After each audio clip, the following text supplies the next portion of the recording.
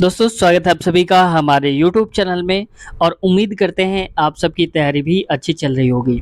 दोस्तों आज हम शुरू करेंगे रेलवे ग्रुप डी का पिछला पेपर जिसकी हम लगातार सीरीज चला रहे थे और आज ये पार्ट नंबर 56 होगा।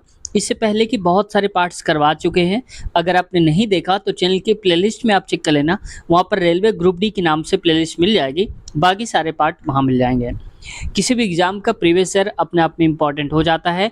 हमें ये आइडिया लगेगा किस टाइप के क्वेश्चंस पूछे जाते हैं और किन किन टॉपिक पर ज़्यादा क्वेश्चंस आते हैं, पूछे जाते हैं। चलिए शुरुआत करते हैं आज की वीडियो की। लेकिन दोस्तों चैनल पे अब तक नए हो और चैनल को सब्सक्राइब नहीं किया है तो आपसे रिक्वेस्ट है चैनल को सब्सक्राइब कर लीजिए और बेल आइकन भी दबा लीजिए ताकि जब भी हम वीडियो अपलोड करें आपके पास नोटिफिकेशन पहुंच जाए और आप वीडियो को आसानी से देख सकें। देखो इसके पहले तक के क्वेश्चन करवा चुके थे 10 तक, आज हम 11 से करेंगे।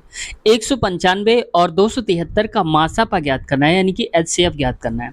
दोस्तों जब कभी एचसीएफ की बात आए तो आप सबसे पहले ऑप्शन उठाया करो, क्योंकि आपको स्मार्ट तरीके से हम सिखाएंगे, इसलिए आप सबसे पहले ऑप्शन उठाओ।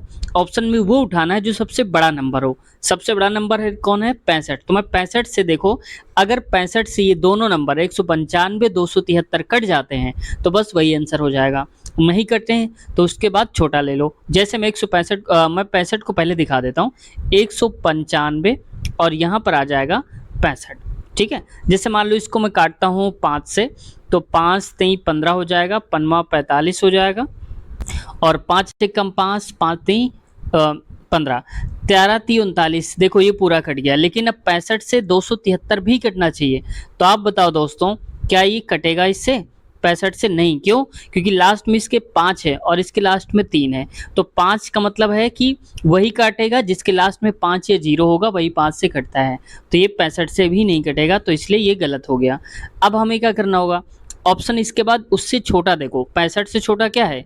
39। तो 39 को लेना है, सबसे छोटा वाला नहीं लेना अभी आपको, 39। तो देखो 195 और यहाँ लिख देता हूँ 273। इसको भी काटो आप किससे? 39 से, और इसको भी काटो आप 39 से। अब इसको काटते हैं तो हो जाएगा 13 कम 13 और यहाँ पर कितना बचेगा? 6। 13 पचे 65, 13 3 39 और यहाँ पर कितना बचेगा? इसको भी काटेंगे 13 से। 13 दूनी 26, 13 कम 13 और 13 3 39, 3 सत्ते 21 और 3 पचे 15, यानी कि पूरा पूरा कट गए दोनों ही नंबर। तो ऑप्शन नंबर हमारा पहला ही सही उत्तर हो जाएगा, यानी कि 39 राइट ऑप्शन है। ठीक है, आप कोई फार्मूला वार्मूला मत लगाओ, डायरेक्ट आप ऐसे ही सॉल्व करो। अगला क्वेश्चन देखो, नेक्स्ट क्वेश्चन है टाइम एंड वर्क से आया है क्वेश्चन, पाइप एंड टंकी पे। एक हौज में 3 पाइप हैं, पाइप एक्स और पाइप वाई हौज को भरते हैं। यानी कि देखो 3 पाइप लगे हुए हैं, जैसे मान लो कि एक टंकी है, इस पे 3 पाइप हैं। एक्स वाई जो एक्स पाइप है वो भरता है और वाई वाला पाइप जो है वो भी इसको भरता है। आगे जेड हौज को खाली करता है, यानी कि एक जेड नाम का पाइप है वो इसको खाली कर देता है टंकी को। और क्या होता है? पाइप एक्स हौज को 15 घंटे में भर सकता है, तो बस इसको आप डायरेक्ट ऐसे करते जाओ। एक्स भरता है 15 घंटे में और वाई भरता है 12 घंटे में, ये दिया है ना 12 घंटे। जेड खाली करता है 20 घंटे में, तो लिख दो आप जेड, ये हो जाएगा 20। अब इन सब का एलसीएम ले लो आप, तो ये किसका कितना हो जाएगा? ये हो जाएगा 60। तो 15 चौको 60 और 12 पंचे 60, क्योंकि 15 से भाग देंगे 4 बार में 60 मिलेगा और 12 में 5 बार से और 20 23 60, यानी कि 3 बार में। एक्स की क्षमता 4 हो गई, वाई की 5 और जेड की हो गई 3। अब देखो खाली हौज को कितने समय में? अब कह रहा है सारे पाइप यानी कि सभी पाइप को एक साथ खोल दिया जाए, मतलब एक्स भी खुला हो, वाई और जेड भी खुला हो, तो कितने समय में खाली हौज भर जाएगा? तो हौज हमारा है 60। अब देखो 4 ये भरेगा, 5 ये भरेगा, टोटल 9 भरेंगे, लेकिन ये 3 खाली कर देगा, तो 9 में से 3 खाली हो जाएगा तो 6 बचेगा। अब ये 6 से 6 कट गया तो क्या बचेगा? 10 बचेगा। सही उत्तर हमारा पहला ऑप्शन 10 आ जाएगा। समझ गए होंगे आप। अगला क्वेश्चन देखो, नेक्स्ट 1 किलो वाट डैश के बराबर होता है, कितने जूल के बराबर होता है? तो आप याद रखना हमेशा, ये होता है 3.6 इंटू 10⁻6 जूल के बराबर होता है। या फिर कई बार ऐसे दिया है, जैसे देखो ऑप्शन में दे के रखा है, तो इसमें से 6 जीरो लगा दोगे तो क्या बचेगा? ये 5 जीरो लगा दो आप ऐसे। ठीक है, तो ये हो जाएगा 36, यहाँ से आप देख सकते हैं ऑप्शन नंबर चौथा हो जाएगा 36 लाख। ठीक है, ऑप्शन नंबर हमारा चौथा वाला सही उत्तर हो जाएगा। देखो कितना कंफ्यूजिंग दे के रखा है, सब 36 36 करके दिया है। तो आप यहाँ से याद रखना पावर से, तो पावर से आप याद रखेंगे तो आसानी से आप कर भी ले जाएंगे। अगला क्वेश्चन देखो, नेक्स्ट है भारतीय अंतरिक्ष अनुसंधान। हालांकि ये क्वेश्चन जो है दोस्तों ये करंट अफेयर का, इसलिए हम इसको छोड़ देते हैं। रोड को URDZ लिखते हैं तो लेन को हम क्या लिखेंगे? तो पहले देखो R को हमने U कैसे लिखा होगा, तो R के बाद देखो ST, इसका गैप 2 का, फिर U आ गया। वैसे ही O के बाद R लिखा तो कैसे आया होगा? PQ छोड़ दिया, R आ गया, यानी कि 2 का गैप करके हम लिख रहे हैं। जैसे A के बाद BC को छोड़ दो, यहाँ पर D आ गया। ठीक वैसे ही इसको देखो लेन को, L के बाद क्या आएगा? MN, इसको छोड़ दो, आएगा O, तो आप लिखेंगे स्टार्टिंग में O। ठीक वैसे A के बाद देखो A को तो हमने लिखा था D, तो यहाँ पर D आ जाएगा। और इसके बाद N को हम क्या लिखेंगे? OP छोड़ दो तो क्या आएगा? Q, तो यहाँ पर लिखेंगे Q आएगा। तो ODQ कहाँ पर लिखा है?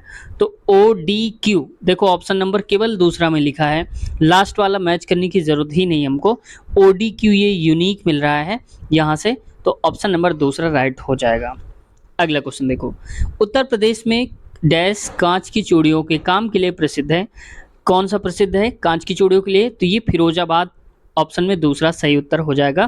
क्योंकि फिरोजाबाद जो है दोस्तों वो कांच के जितने भी चीज़ें बनती हैं उसके लिए ज़्यादातर फेमस है, और ख़ास करके चूड़ियों के लिए फेमस है। कौन? फिरोजाबाद, जो कि उत्तर प्रदेश में पड़ता है, याद रखना। अगला, कालबेलिया डैश में एक लोकप्रिय नृत्य रूप है।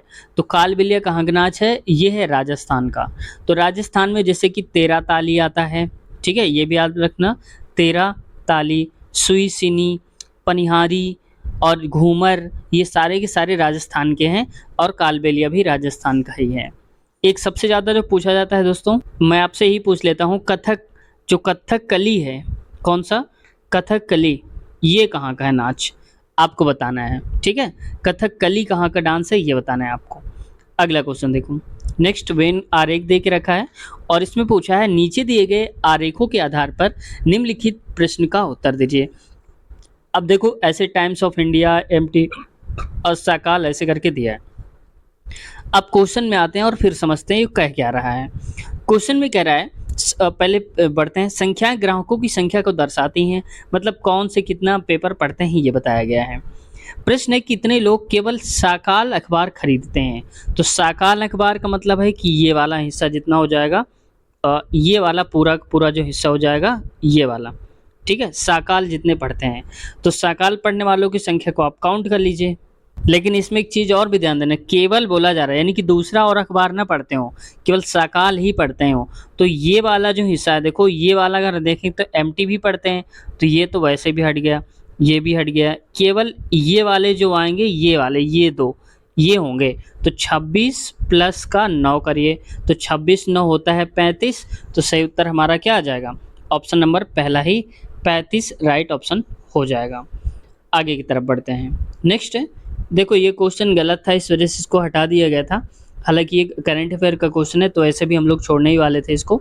डैश द्वारा प्रजनन के लिए अधिक विविधता की अनुमति दी जाती है।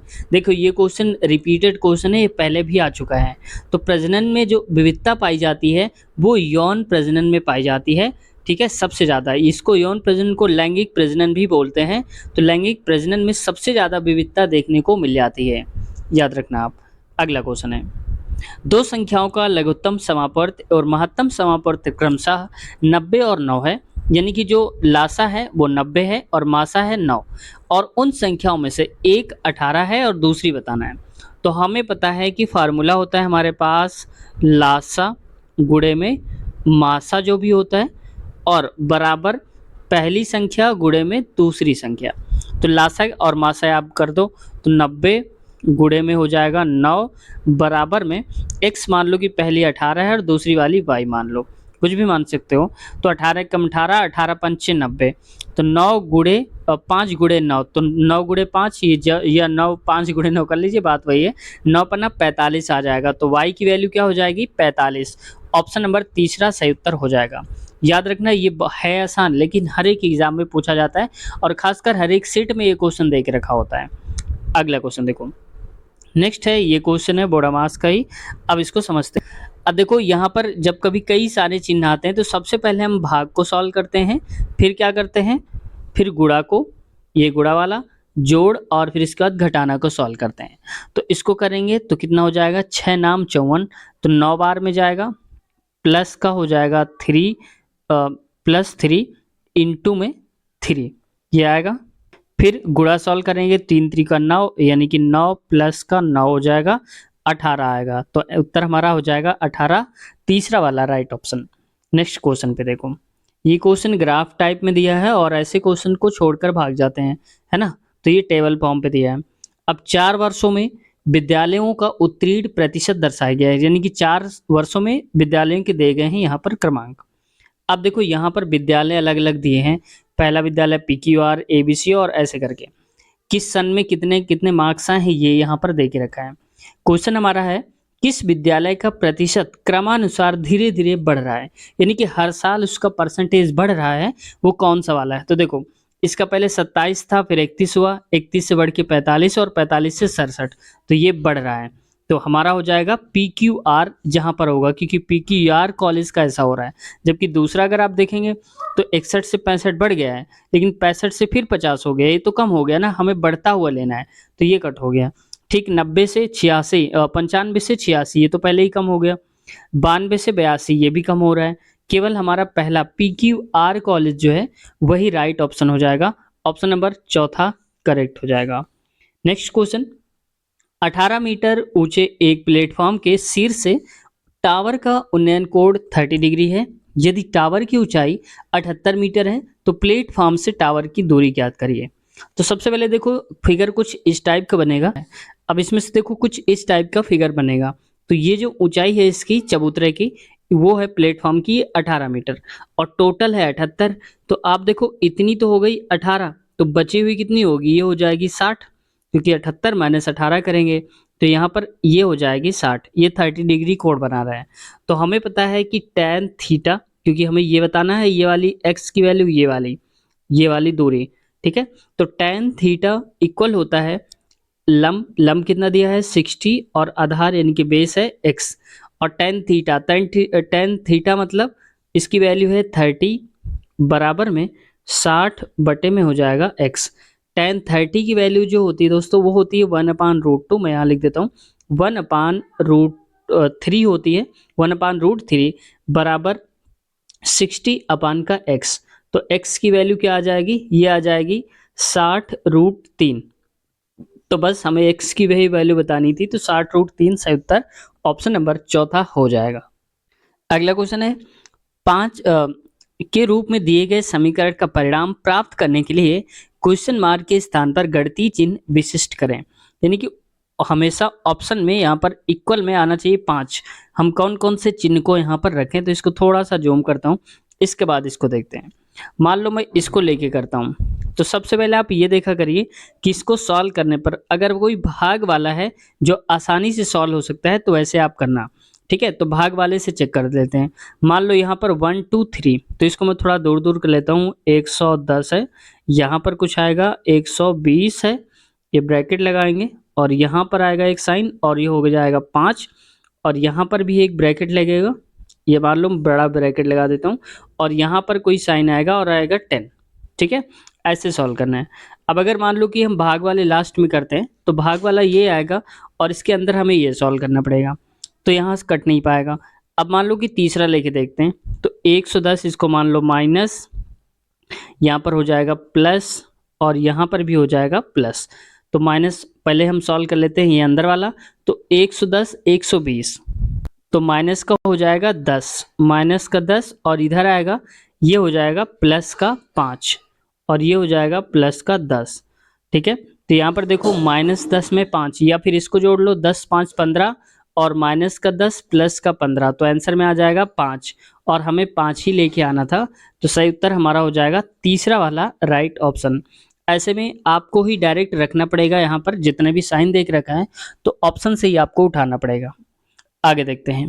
नेक्स्ट क्वेश्चन है, कौन सी योजना का लक्ष्य सौर ऊर्जा द्वारा संचालित पाइप से जल आपूर्ति गांवों को प्रदान करना है? तो ये है स्वजल योजना, ऑप्शन पहला सही उत्तर है। नेक्स्ट क्वेश्चन, महाकाव्य रामायण किसने लिखा था? तो इसके लेखक हैं वाल्मीकि, ऑप्शन दूसरा राइट ऑप्शन है।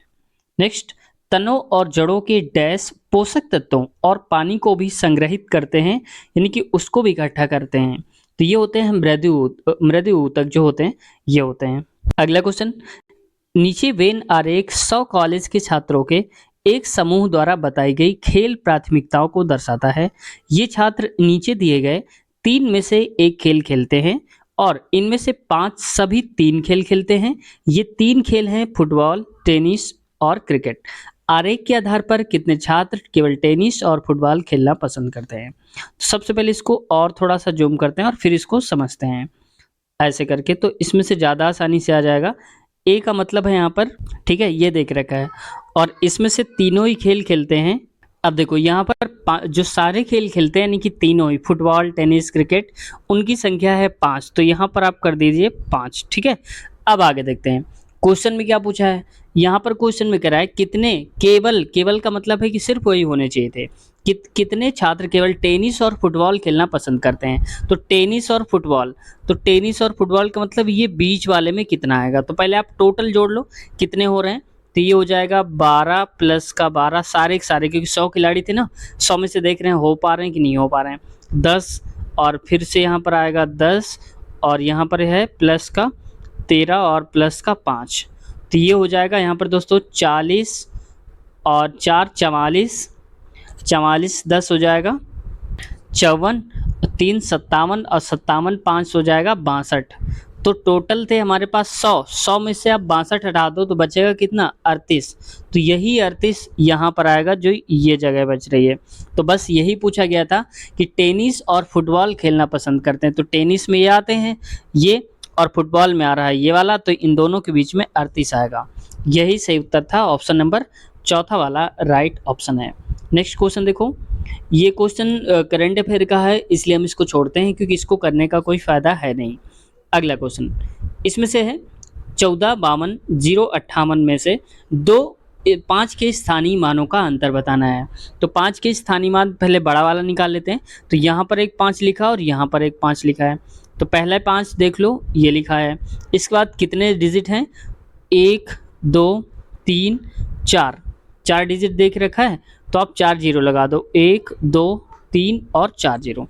अब इसका दूसरा नंबर का 5 है, 5 के बाद एक डिजिट यानी कि 1 जीरो आएगा तो 50 हो जाएगा। मैं इसको यहाँ पर फिट कर देता हूँ ताकि घटाने में आसान रहे। बस घटा दो आप 0, 10 में से 5 गया तो 5 आएगा, 9 में से 9 गया और 9 तो रहेगा ही, यहाँ भी 9 आएगा, यहाँ पर 4 आएगा, यानी कि 499 50 आएगा। ऑप्शन नंबर दूसरा वाला सही उत्तर हो जाएगा, 49,950। अगला क्वेश्चन देखो नेक्स्ट, नेल्सन मंडेला की जीवनी का शीर्षक क्या है? तो नेल्सन मंडेला जो थे दोस्तों, उनकी जीवनी का शीर्षक था long walk to freedom, option दूसरा वाला। अगला क्वेश्चन देखो नेक्स्ट, निम्न में से कौन सबसे कम सक्रिय है, यानी कि सबसे कम जो सक्रिय है वो बताना है। जो रिएक्शन करे इनमें से बात हो रही है, यानी कि ऑप्शन के हिसाब से जो कम सक्रिय वो बताना है।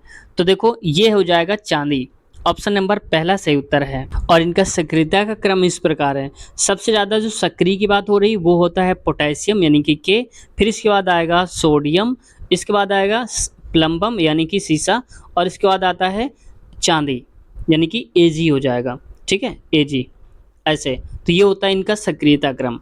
तो अब देख लो ये होता है सही उत्तर हो जाएगा हमारा चौथा वाला, यानी कि माफ़ कीजिएगा पहला वाला सही उत्तर हो जाएगा। आगे देखो, भारत डैश के साथ स्थलीय सीमा साझा नहीं करता है। तो स्थलीय सीमा यानी कि स्थलीय सीमा 2 टाइप की होती है, एक जलीय सीमा, एक स्थलीय सीमा। तो स्थल से ना लगी हो, जल से लगी होनी चाहिए। तो ये श्रीलंका, जानते होंगे आप कि जो श्रीलंका होता है वहाँ एक छोटा सा ऐसे करके होता है, तो वो ये जो है बॉर्डर ये पानी बनाता है, स्थल नहीं है। सही उत्तर हो जाएगा हमारा पहला। जबकि अफगानिस्तान यहाँ पर कहीं आएगा, चाइना भी आएगा यहाँ पर, और बांग्लादेश भी इधर कहीं आएगा। तो इस वजह से ये तीनों हैं स्थलीय, लेकिन पहला वाला श्रीलंका नहीं है। आगे देखते हैं नेक्स्ट क्वेश्चन कहा जा रहा है, इसमें से हमें बताना है ये डैश करके और कौन सा चिन्ह भरें कि हमारा सही उत्तर आ जाए। ये तो पहले से ही उठा लेते हैं। तो जैसे देखो 2 प्लस का 5 माइनस का 2 और माइनस का 6 प्लस का ये हो जाएगा यहाँ पर, ये कुछ इस प्रकार से आएगा। इसको सॉल्व कर लेते हैं। तो देखो पहले आप कर लो इसको, दोनों को 5 2 7, 7 6 13 हो जाएगा। 13 में से 2 जाएंगे बराबर में 11, तो यहाँ पर भी 11 आएगा बराबर में 11, यानी कि सही उत्तर हो जाएगा। तो पहला ही उत्तर है।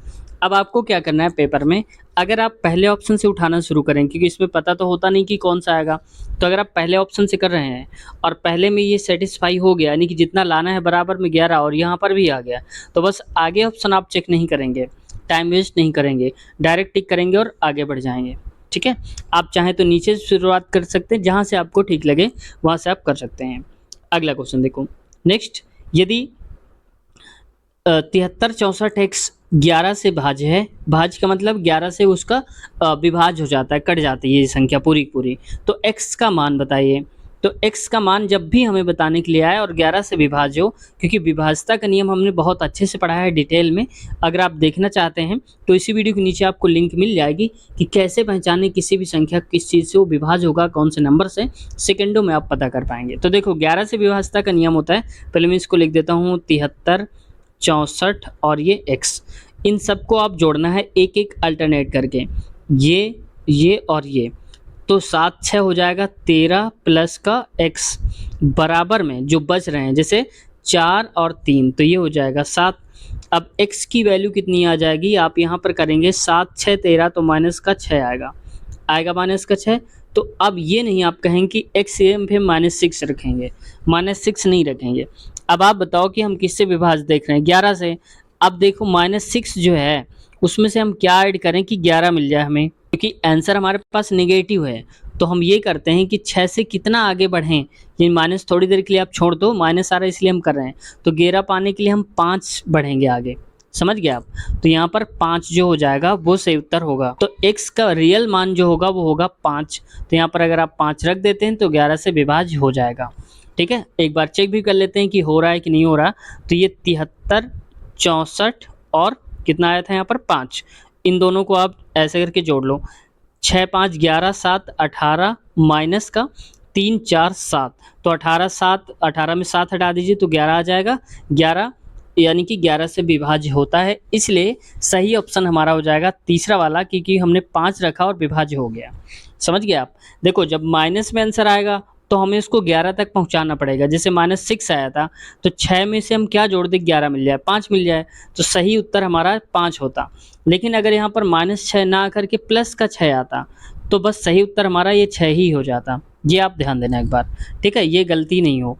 अगला क्वेश्चन देखो, नेक्स्ट क्वेश्चन है, 15 परीक्षणों में सुवीर द्वारा प्राप्त औसत अंक 29 है।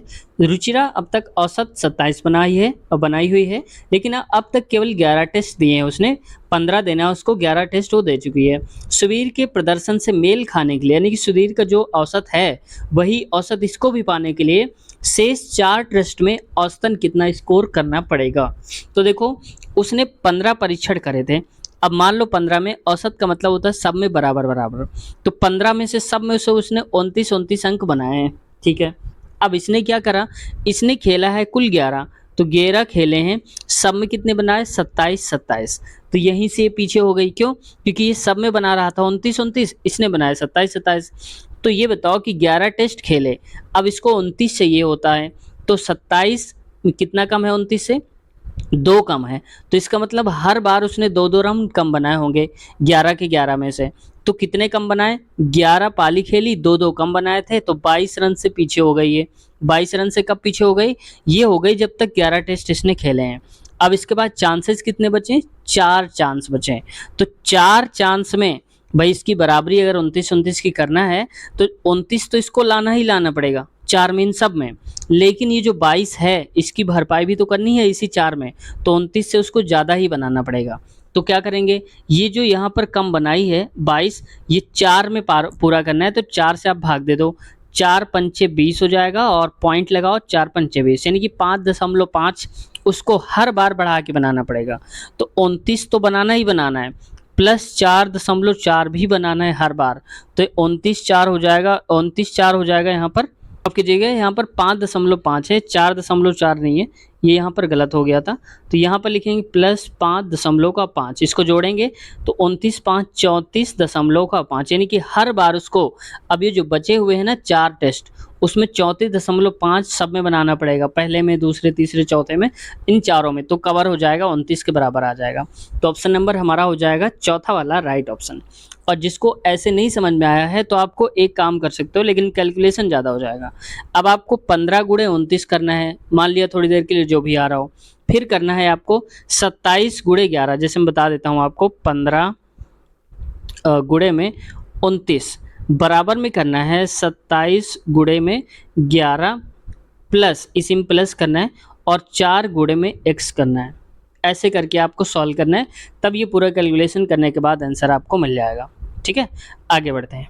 नेक्स्ट क्वेश्चन है, consider the following statements and decide which of the assumptions is implicate from the statements। यानी कि कह रहा है कि नीचे लिखे गए जो कथन है उसको आप फॉलो करिए, उसको पढ़िए, कौन सा वहाँ पर एजुप्शन काम कर रहा है। तो पहले हम कथन पे आते हैं, स्टेटमेंट पे।